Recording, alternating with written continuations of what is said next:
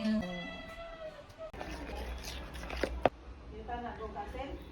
Just cut the hair. After.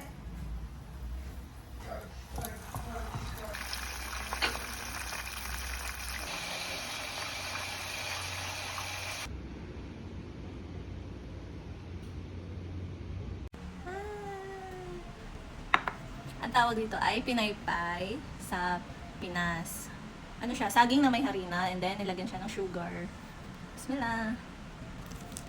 Mmm. Ibang crunchy yun. Sarap. Kain tayo. Mmm.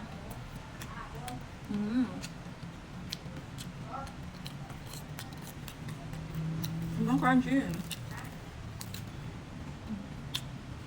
Bumukha siya ngayon. Banana chips.